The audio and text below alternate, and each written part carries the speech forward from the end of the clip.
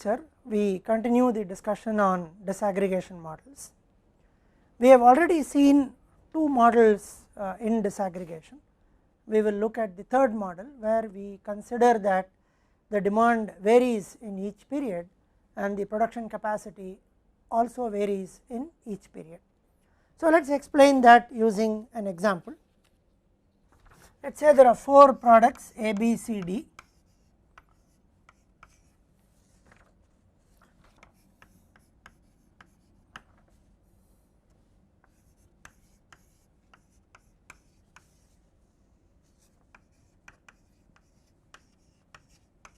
So, these are the inventory positions that are available for the 4 products, and these inventories are given in man hours or person hours, and then there is a demand for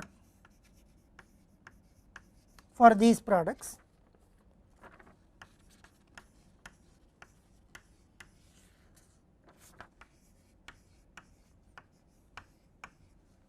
In the previous example, we assumed that the demands are 400, 600, 800 and 700 for the 4 products in all the periods. The demand did not change, and in the previous model we assumed that the production capacity P was 2500, which happened to be the sum of the demands. Now, in this model we are going to assume that the demand is going to change in every period. So, we call this as demand 1, and then D2 or demand 2 will be something like this: 600, 600, 600 and 500. Say demand D3 will be 300, 800, 500, 600 and so on. So, we could have any number of months of demand that is known, and most of the times these demands are actually forecasted values of the demand for each of these products. We also assume that P1 production capacity available in the first period or first month is 2500, and we would assume that P2, this also changes. So, this could be 2300, and let us say P3 could be 2400. Now, the first thing that we did in the earlier example was to calculate this R. R is the period up to which we need not produce and use the existing inventory to meet the demand of the item. For example, for product A or item A, the current inventory is 200 and the first month's demand is 400. So, with this 200 inventory we can meet 0.5 of the demand of the first month. So, 0.5 months we can use this inventory, we need not produce, but we have to make sure that we produce before 0.5 months, otherwise we will be short of material or item. Similarly, inventory is 400, demand is 600, so 4 by 6 is 2 by 3, which is 0.666. Inventory is 500, first month's demand is 800, so 5 by 8 is 0.625 and 3 by 7 is 0.428.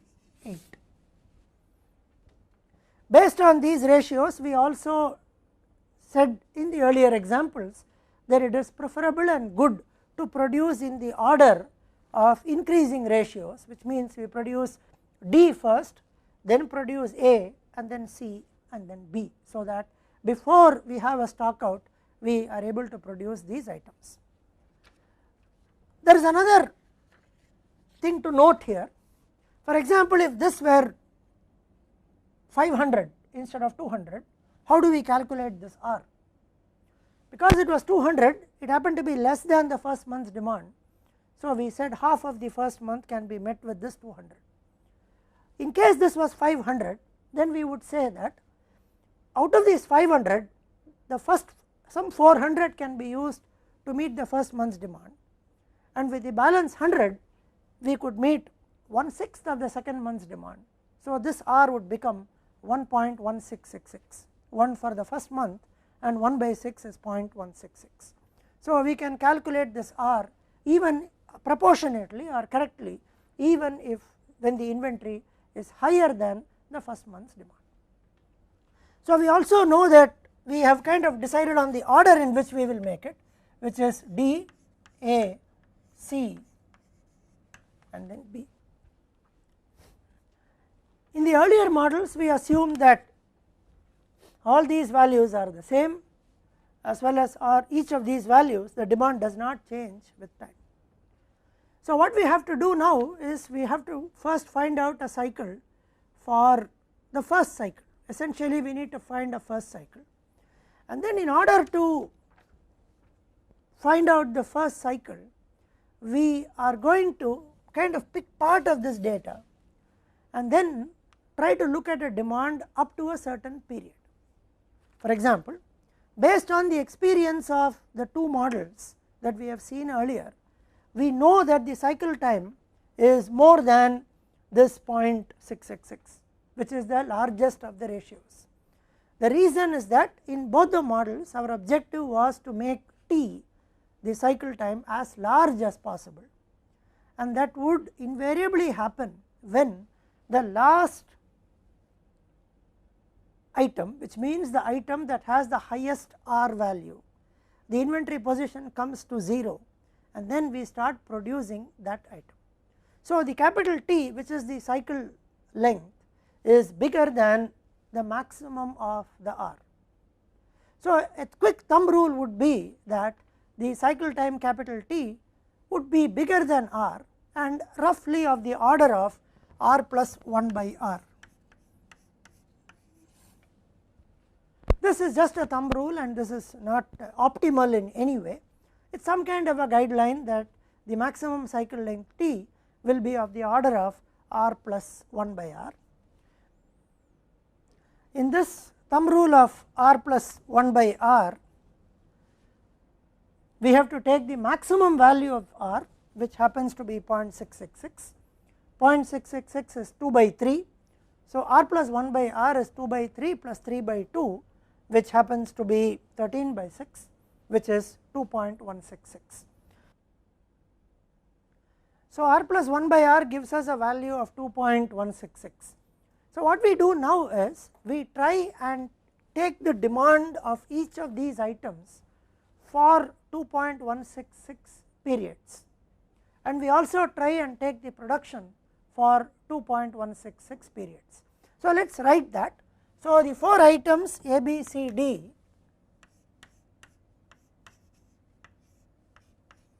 and let us say equivalent demand for 2.166 period for A would be 400 plus 600 for 2 periods plus 0.166 of 300, which is 50.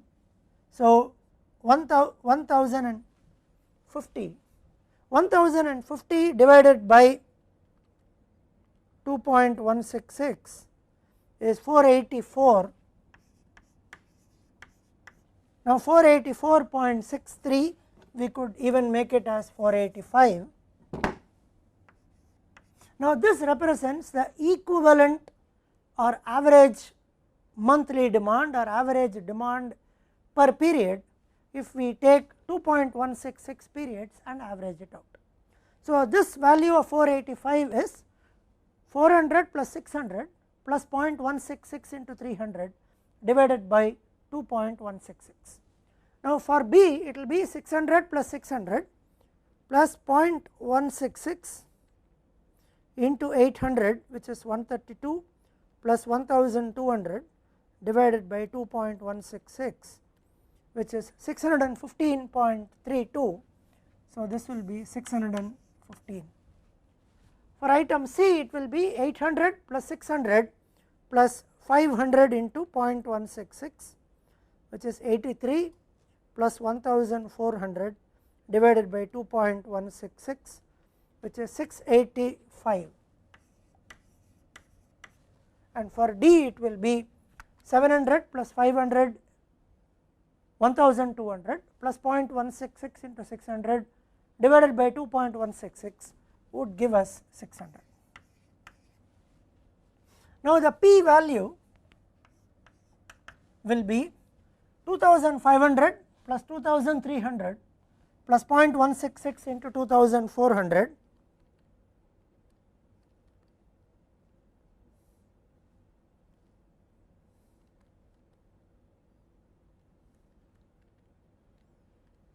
would give us 2400. So what we have effectively done here is to try and find out what is the equivalent demand or average demand per period if we consider 2.166 periods. Now the production also has been subsequently averaged for 2.166 periods. Now we could also get into a situation where the average monthly production, the equivalent term, which is 2400, may not be equal to the sum of these four. For example, sum of the average demands is 5 plus 5 15, 18, 2385, which is less than 2400. In such a situation, if we utilize all the 2400 production capacity, there will be a small inventory build-up. If this happens to be more than the 2400, then obviously the demand being more than production, at the end of the cycle we would have consumed something from these values. That is precisely the reason why these things are required. They serve two purposes. They serve one purpose where they allow us to have enough inventory till the production of the item begins, and the second purpose is when the demand, some of the demands exceeds the production capacity, at the end of the cycle the total will be less than this total, but then this also acts as a cushion. As long as at steady state or at the end of several cycles, if sigma p is equal to sigma d, the production capacity is equal to the demands, then at the end at any point the inventory in the system will be a sum of these. So these act also as a cushion to ensure to take care of two things: variation in the demand, initial inventory available till we produce the item, and there is a third aspect, which is in situations where demand is more than production, some part of this inventory will be consumed, but at the end of it, it will level itself, because finally the average production will be equal to the average demand. So it serves multiple purposes. So it is also not necessary that these should add up to the 2400. The question is, do we have to compute R again considering the four demands of 485, 615, 685 and 600? The answer is we do not compute R again, because these demands represent the weighted or average demand over a period of 2.16 months, whereas the inventory that is available, which is 200, 400, 500 and 300, is capable of meeting the demands of 0.5, 0.66, 0.625 and 0.428 months with respect to this data. Therefore, we retain the same R values, and then we try and solve a linear programming problem that would try and maximize the cycle time or the run time. So we will now sort A, B, C, D in the order of R, and we will do D first, followed by A, and then C, and then B. So we now go back and formulate our familiar problem, where we try to maximize the cycle time T. So the objective will be to maximize the cycle time T. So now we will start producing them in the order D, A, C and B, and then we will say let TD, TA, TB, TC represent the start of production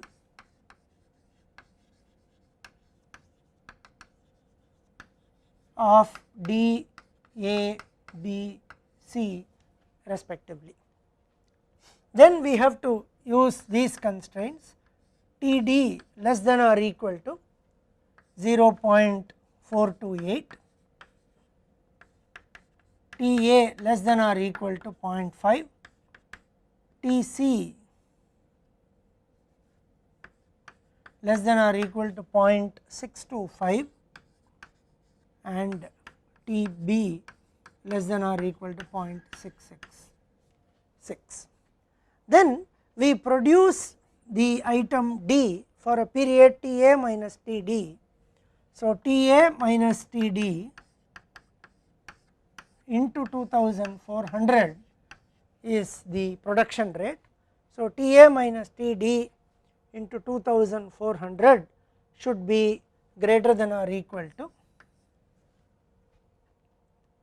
the demand of A is 400 and demand of D is 600. So, that will be greater than or equal to 600 T. Similarly, Tc minus Ta into 2400 should be greater than or equal to 485 T. Tb minus Tc into 2400 is greater than or equal to 685 T, and Td plus T minus Tb into 2400 is greater than or equal to 615 T, Td, Ta, Tb, Tc, capital T greater than or equal to 0. So, this is our linear programming formulation. We have seen this formulation before. This is the first of the disaggregation models. Now, the explanation for this comes from the fact that first we start producing D at Td and then we stop producing D at Ta. So, D is produced for the period Ta minus Td. So, this is the total production and the cycle time is T. So, this should be capable of meeting the demand of the entire cycle. So, that is 600 into T. Similar explanations can be given for the production. This is for the production of A, this is for the production of C, and production of B will start at Tb and then again the next cycle of D will happen, and therefore, this is the entire cycle which is T that goes up to this. So, Td plus T is the time at which D's production starts again. So, Td plus T minus Tb, this much is the length of time of production of B. So, this is the total production of B should be greater than or equal to the total demand of B during this period. We will follow model 1, we will not follow model 2, we will not follow the transient model, we will use the steady state model and try, which means we also will not try and adjust these inventories or in turn adjust the RJs and have a transient model. We will not do that, we will follow a steady state model. So, we try to maximize the capital T. So, when we solve this linear programming problem, we would get T is equal to 0.903 months and we will have values which will be Ta equal to 0.2258. So, Ta is equal to 0.2258, Td will be 0, Tb and Tc. So, Tc is 0.4082, 0.666, 0.4082 and this will be 0.666. So, this is the solution. Once again for ease of implementation, we will take T is equal to 0.9 instead of 0.903 and then we will say that we will implement the first cycle for a period of 0.9 months. So, when we do that, we implement the first cycle for a period of 0.9 months and in these 0.9 months we will start producing D for a period of 0.2258, then we will start producing A, which is between this and this, and then we start producing B, which is the time period between this and this, and then the next production of D will start at time equal to 0.9. So, we will implement the first cycle by doing this way. Now, at the end of the cycle, we will now want to take stock of the inventory positions as well as the demand positions. Now, what can happen is, ordinarily if this demand was deterministic, which means this demand did not change, if this demand remained at 400, 600, 800 and 700, then we would have produced D, A, C, B in a certain way, and we would have consumed exactly 90% of 400, 600, 800 and 700 in this period. We also had this initial inventory to begin with. So, there is an initial inventory, there would be some production for each of these items, and then there would be some consumption for each of these items. So, if we assume that the demand was exactly deterministic, then we can go back and find out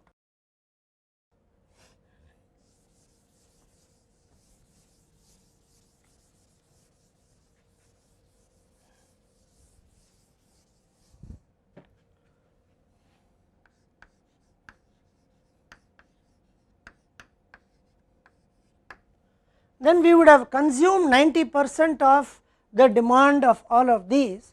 So, the unmet demand once again for A, B, C, D, for A, B, C and D, the unmet demand for A, B, C, D would be 40, which is 10% of 400, 40, 60, 80 and 70.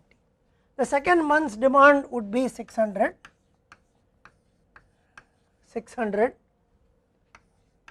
600, 500, and then D3 would be 300, 800, 500 and 600. So, the data will now move to something like this, where 10% of this demand has to be met. Now, we are making an assumption right now that the demand is not going to change here. Now, if for some reason within this 0.9 months the demand had changed a little bit, then we would have consumed some other number other than 90% of this, and then these data also will change accordingly. So, if there is a change because of the change in demand during this period, then we can update the 10% of the demand that is yet to be met. But for the sake of this problem, we will assume that the demand is deterministic and therefore, exactly 90% would have been consumed. Now, again there is also a possibility that these demands can change. In fact, we could even have updated the demand for the 4th month. We would assume that by that time we would have an idea of the demand of the 4th month. So, we could have updated. So, even some of these numbers may change a little bit depending on the changes in the demand. Now, at time equal to 0.9 we will take stock and we will update these numbers. We will also update the inventory position at time equal to 0.9. Now, that inventory position would depend on the initial inventory plus the production less the demand will be the final inventory. I will just show the computation for the item D that we would be doing first. So, from this D is produced for a period of 0.2258 months. So, total production of D will be 0.2258 into 2400. So, that would become, so this will be the production of D. So, the inventory of D will be the starting inventory of 300 plus production 0.2258 into 2400 less demand of D, which is 700 into 0.9. So, this will be the inventory position of D, and this works out to 209.82. 209.82. Now like this we can update the inventories. So this is updated to 209 and the rest of the numbers are 276, 427 and 581. Now once again these numbers have been computed assuming that the demand is deterministic, but if there are some changes then these numbers will also correspondingly change. So now we are at time equal to 0.9 and then we can start doing this one more time by trying to understand how many months can this inventory of 276, how many months demand can this 276 meet. So now it will meet 0.1 month which would be 40. So the balance 236 and the rest of them will be 236 by 600. So this will be 0.1 plus 0.0 or plus 236 by 600. So 0, 3s are 18, 3, 9. So this will meet. So for this R will be 0.49. So for this R will be 0.49. Rest of the R's will be 0.49, 0.72, 0.94 and 0.378, 0.94 and 0.378.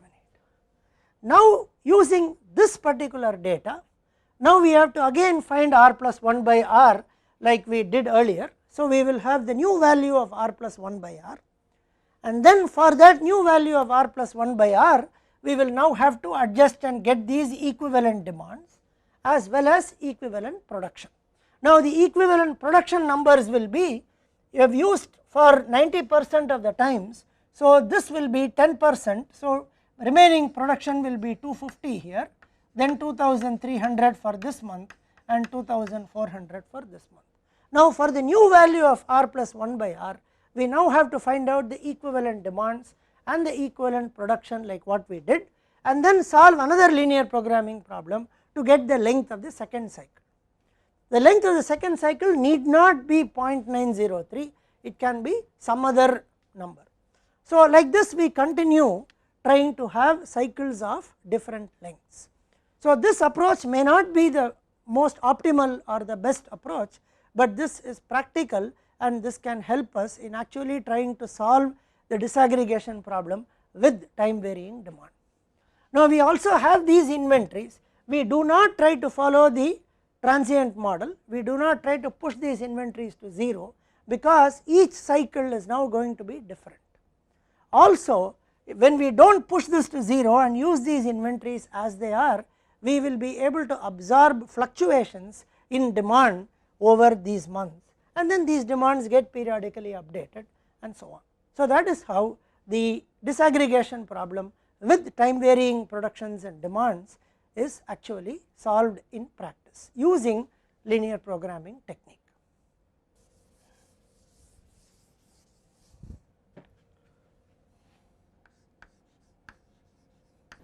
So far we have seen several models that involved inventory of items. We started with very basic inventory models where items were bought out. We looked at models where we allowed back order deliberately.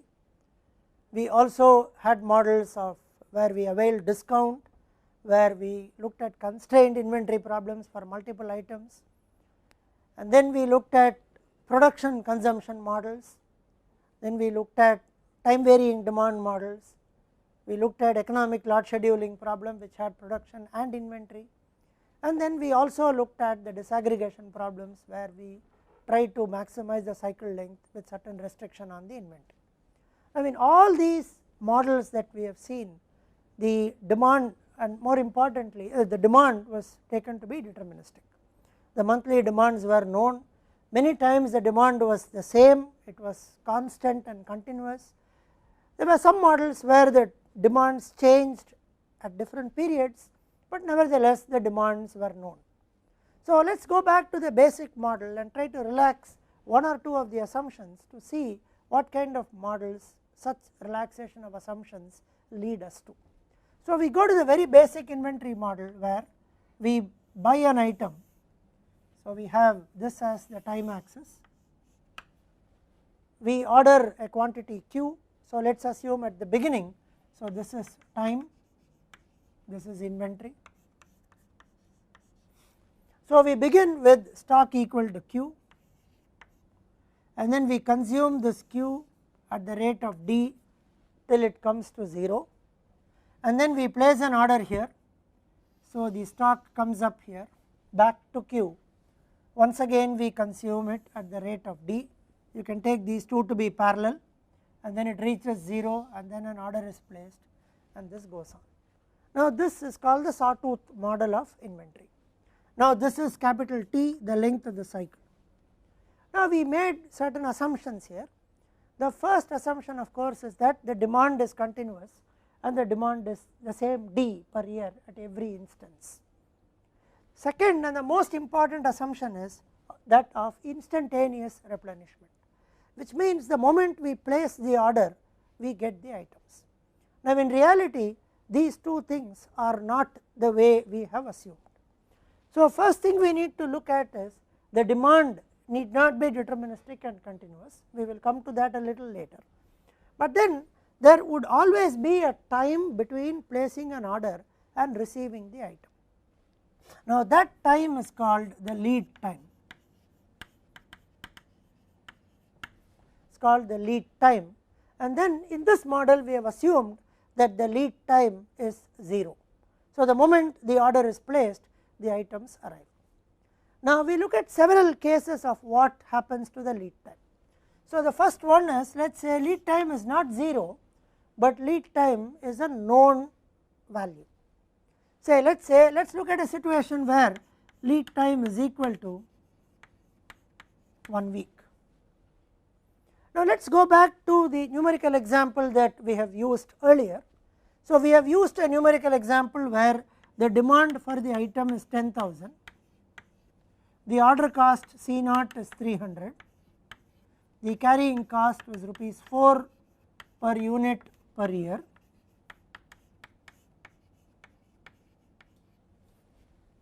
This gave us the economic order quantity Q as root over 2 D C naught by C C, which is 1224.74, and we would take total cost as 4898.98, which is the sum of the order cost as well as the inventory carrying costs. Now, let us assume that we are not exactly implementing 1224.74. Let us say we are implementing a more comfortable number of 1250,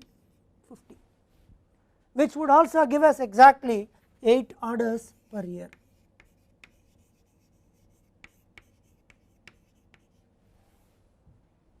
It will give us 8 orders per year.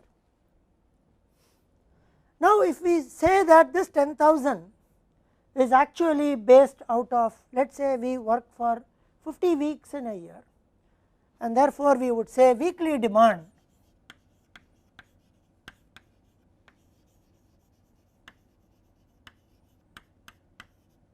is equal to 200. So, that the total demand is 10,000 per year.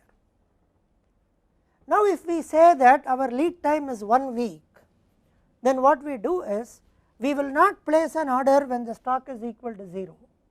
We will look at, since it is going to take 1 week for us to get the items, and we know that the weekly demand is 200. Let us assume that the 1 week stays and there is no change, it is exactly 1 week, and every week the demand is exactly 200. So, in such a situation we would place the order when our stock position reaches 200, so that exactly in 1 week the 200 will be consumed, the new order will arrive. So, stock position will be 0 exactly when the order arrives and it gets replenished to 1250. So, let me write this as Q equal to 1250 150. And then let us say that this is the position where we have stock equal to 200. Let me use a different color. So, this is the position where stock is equal to 200. So, this is 200. So, if the stock comes to 200, so at this place, at this point we will place the order and then we start consuming. So, after a week the stock will come to 0 and exactly at that time the new consignment will arrive. So, the point at which we place the order is called the reorder level.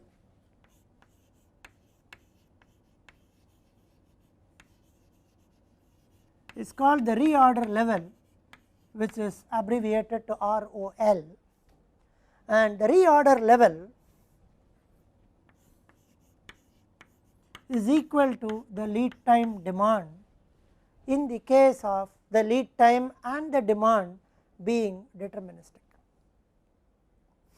If lead time is not 1 week, but if the lead time is exactly 2 weeks, then instead of placing the order at 200, we would place the order at 400. More importantly, the definition of reorder level is the stock position at which we place the order. Now, we need to compute the reorder level under certain assumptions of the lead time, the demand and the lead time demand. Lead time demand is called demand during the lead time. So, if the lead time is exactly 1 week, lead time demand is 200 in this particular example. Now, if the lead time demand, let us look at a situation where the lead time is exactly 1 week, but the demand is not deterministic, it is not exactly 200, it could be 200 plus minus something. So, in certain, now what happens is there are exactly 8 cycles in this year, because what we do right now is we assume that the moment we compute the reorder level, let us say we are now going to compute the reorder level. Now, the moment we compute the reorder level, we would place and as soon as the stock comes to the reorder level, we will place an order. Now, we assume that with the quantity which is called the reorder level, which is with us, we will be able to meet the lead time demand. If we are able to meet the lead time demand, there is inventory before the next cycle, next order, next consignment comes. If we are not able to meet the lead time demand with the reorder level quantity, there could be some shortage or some back ordering. Now, but on an average, even though the demand fluctuates, let us say every week, but on an average the demand is going to be 200 every week.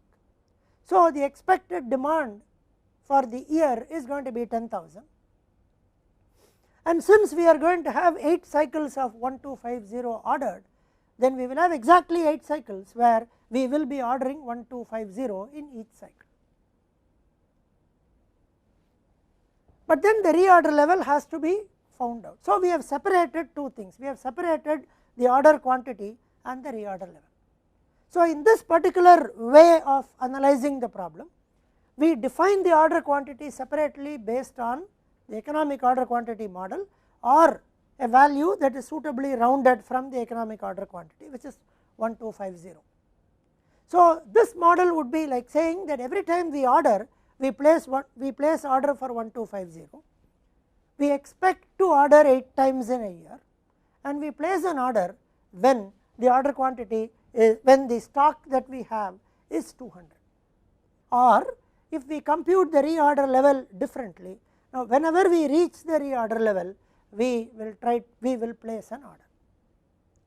Now, say the lead time is exactly 1 week, but let us look at a case where the demand is not exactly 200, but the demand follows a certain distribution. So, now we would say that the demand can be anything from 100 to 300. So, demand can be 100 with a probability 0.1, demand can be 150 with probability 0.2, demand can be 200 with probability 0.4, demand can be 250 with probability 0.3 or 0.2, and demand is 300 with probability 0.1. So, let us say this is the weekly demand and we will take this as lead time demand because lead time is exactly 1 week. Now, we have to find out the reorder level that optimizes our total cost. Now, this is the demand during the lead time and lead time is exactly 1 week. So, let us assume that we have placed an order when we have reached a certain reorder level, which we are going to calculate using this data. So, once our stock reaches that reorder level, we place an order and we believe that the reorder level quantity which we have, which is the stock on hand when we place the order, is capable of meeting the lead time demand, and we want to find out that reorder level. Now, if we keep now the expected value of lead time demand will be 100 into 0.1 plus 150 into 0.2 plus 200 into 0.4 plus 250 into 0.2 plus 300 into 0.1. Now, this will add up to 200 because it is 0.1, 0.2, 0.4, 0.2, 0.1 and the gap is 50. That is symmetric about the mean. So, 200 is the expected value of the lead time demand. Even before we proceed further, we could ask ourselves, how did we get these numbers? How do we get these probabilities? These probabilities can be thought of as we go back in time, collect data, historical data as to how the lead time demand has behaved over several past cycles. Let us say someone has collected such a data for 10 past cycles and we have realized that the lead time demand has been 100 in 1 out of the 10 times, 150 in 2 out of the 10 times, 200 4 out of the 10 times and so on. So, proportions automatically represent the probability of occurrence under the assumption that future will replicate the past. So, that is how we get these numbers and the expected value is 200. Now, if we take the reorder level to be the expected value of lead time demand, in this case we took exactly equal to lead time demand because lead time is deterministic, demand is deterministic. If we take expected value of lead time demand based on this thing, now about keep this roughly about 70% of the times we will be able to meet the demand and 30% of the times we will not be able to meet the demand because of 200.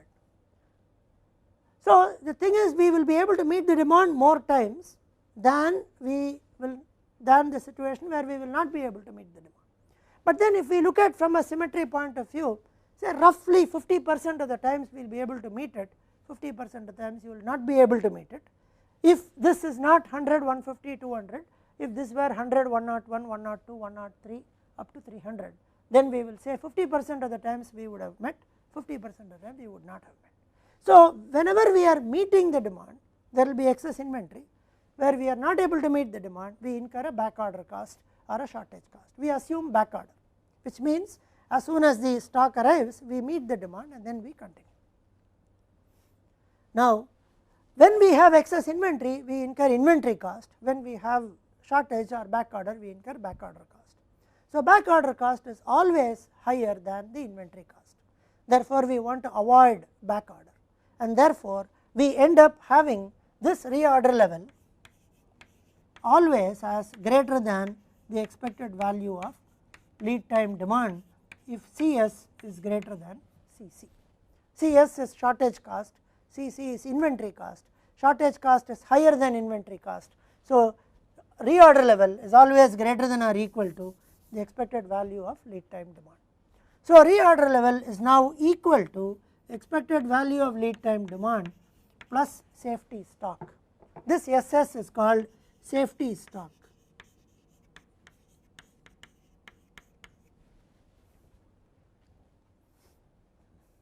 So, we could say either we want to compute the reorder level or we would say we want to compute the safety stock.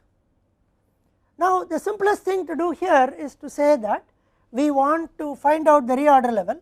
So, we can look at all these 5 cases where reorder level is equal to 100, reorder level is equal to 150, 200, 250 and 300. So, let us do those calculations. So, let us have a situation where reorder level is equal to 100. Reorder level is equal to 100.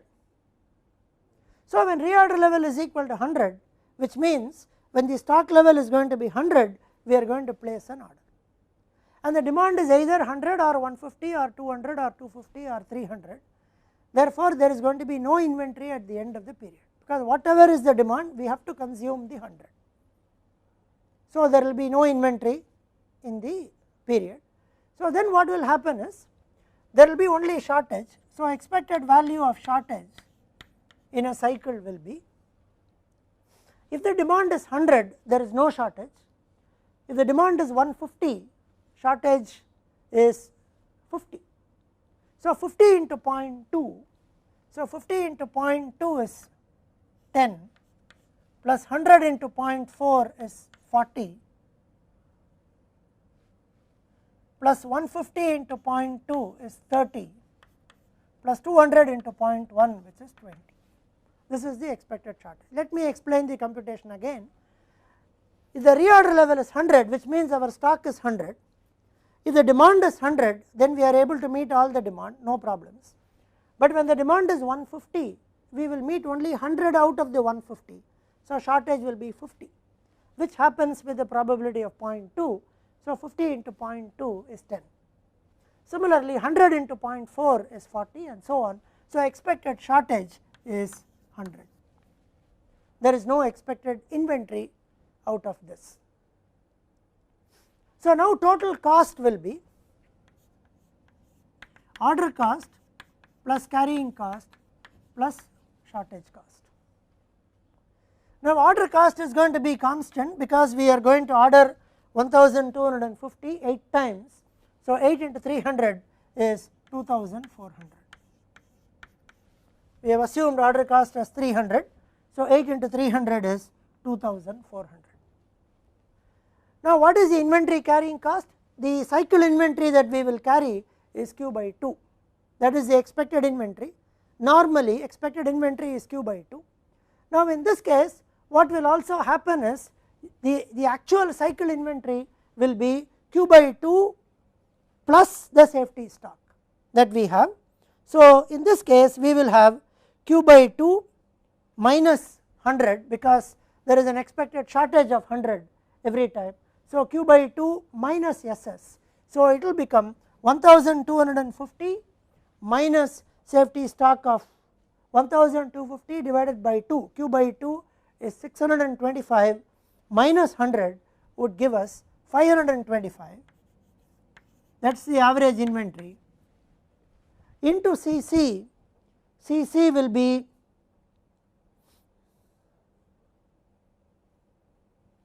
4 per unit per year plus expected shortage is 100.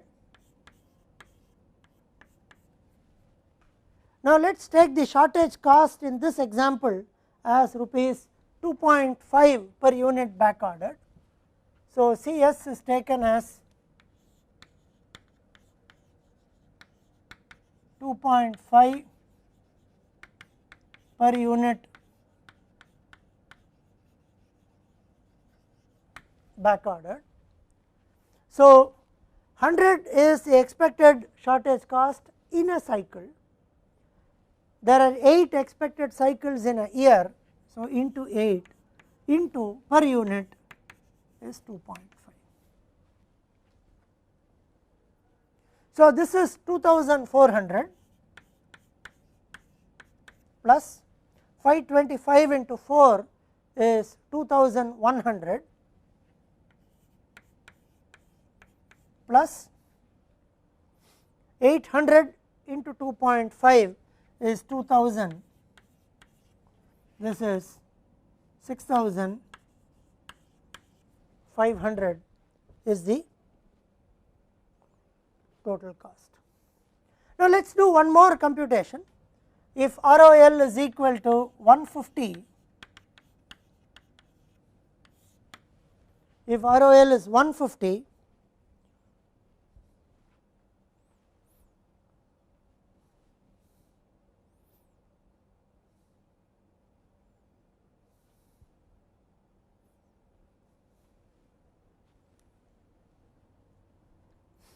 if ROL is 150, first we calculate safety stock is equal to minus 50. Now this comes because expected value of lead time demand is 200. So from this definition ROL is equal to expected value of lead time demand plus safety stock. Now for the sake of computation we are showing the safety stock as minus 50. So now once again expected inventory will be, now the ROL is 150, so we will have inventory if the demand happens to be 100. So there will be an inventory of 50 in this cycle, there will be an inventory of 50 in this cycle with a probability of 0.1, so expected inventory is 5. Now expected shortage will be, ROL is 150, so there will be shortage if the demand is 200 or 250 or 300. So this is 50 will be the shortage if the demand is 200. So 50 into 0.4 which is 20 plus 100 into 0.2 which is another 20 plus 150 into 0.1 which is 15. So expected shortage is 55.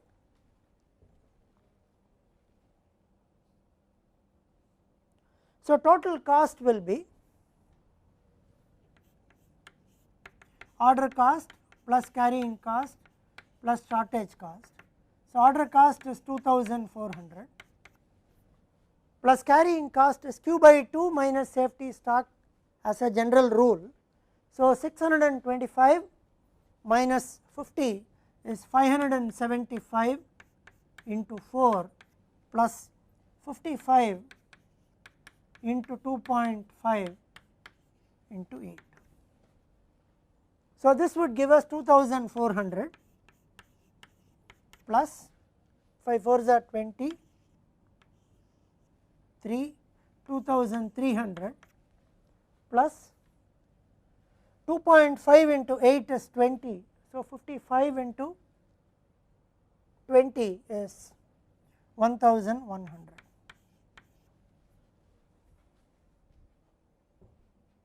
This is equal to 5800. So similarly, if we compute for 200, 250 and 300, if we do those computations, we get, if ROL is 200, we would get total cost equal to 5300. If ROL is equal to 250, our total cost is 5200, and if ROL is 300, our total cost is 5300 per year. So now based on all the total costs that we have, the total costs are 6500, 5800, 5300, 5200 and 5300. If we go by minimum total cost, then we would look at ROL is equal to 250. So if we go by minimum total cost, our ROL is 250 and our total annual expected cost is 5200, which is the cheapest. Now if we have a reorder level of 250, then we will have a safety stock of 250 minus 200, which is 50, safety stock of 50. And we also realize that this 50 safety stock is something that we will not end up consuming at all, because if we take every week or every cycle, the expected demand is 200, but then we have an additional 50 which is the safety stock. So we have a 250. So in some weeks the demand can be more than 200, some weeks the demand can be less than 200, but when we average out all the demands, the demand is going to be 200 per week. but then the safety stock of 50 is going to be with us all the time and we will not consume this safety stock at all. Now this safety stock of 50, to put it in a different way, this safety stock of 50 would incur a cost of 50 into 4, which is 200 that we have. Now this cost for 1250 would actually give us 5000. So we have this 5200 which is there, plus a very small shortage cost that is also involved. So roughly the figure is close to that 5200 that we actually have, because if we calculate the for 1250, if we calculate d by q c naught plus q by 2 c c, then the total cost will become 8 times 300, which is 2400, plus q by 2 into c c, which is 625 into 4. So 2400 plus 2500 will be 4900. The additional inventory cost is 200, which is 5100. Now the expected shortage is, if reorder level is 250, the shortage is 50. So 50 into 0.1 is 5. So expected shortage cost will be 5 is the unit short, 8 times a year into 2.5, which is 40 into 2.5 is 100. So the order cost is 2400. The normal inventory, safety inventory carrying cost, which is q by 2 into cc, is 2500. The excess 50 safety stock incurs a cost of rupees 4, and note that we do not put safety stock by 2. Here we put q by 2 in the calculation because of the average inventory. The safety stock is not going to be consumed at all. So the safety stock of 50 will be carried forever, and it would incur an additional cost of 200 plus a shortage cost of 100. So 4900 plus the extra 300 is the expected additional cost if the demand, instead of being exactly 200 every week, follows a distribution like this. So the effect of that is an increased inventory of 50, which is our safety stock, and an increased cost of, expected increased cost of 300 per year. Now with an additional safety stock of 50 and a reorder level of 250, which means here, then every time or every cycle we will be able to meet the demand 80% of the times. So the demand in a cycle is met 80% of the times. That is called service level is 80%. It is the number of percentage of times we will be 90% of the times, sorry. So this is 0.1, 0.3, 0.7, 0.9.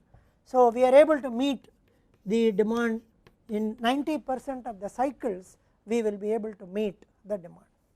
There is also another quantity called fill rate, which is like this. Now if we have a reorder level of 250, if the demand is 100, 150, 200, 250, we will be able to meet all the demand during the lead time. So 90% of the times we are able to meet all the demand, and if the demand happens to be 300, we will actually meet 250 out of the 300. 50 is the only thing that is short. So we will be able to meet 250 out of the 300, which is 5 by 6. 250 by 300 is 5 by 6, which is 83.33% of the times we could meet, and that is going to happen 0.1% of the times. So the fill rate will be 98.33% of the demand I will be able to meet. 90% of the times I will be able to meet 100% of the demand. 83.3% of the demand I will be able to meet with a probability of 0.1. So, the fill rate is like 98.33. So, the fill rate is higher than the service level. Many times we are concerned about the service level, which is our ability to meet all the demand. There are times we also look at the fill rate where we are able to meet part of the demand. So, if the demand follows a discrete distribution like this, now we have found a way by which we can calculate the safety stock as well as the reorder level. Now, what are those computations if the demand follows different distributions or the demand follows a continuous distribution? Such models we will see in the next lecture.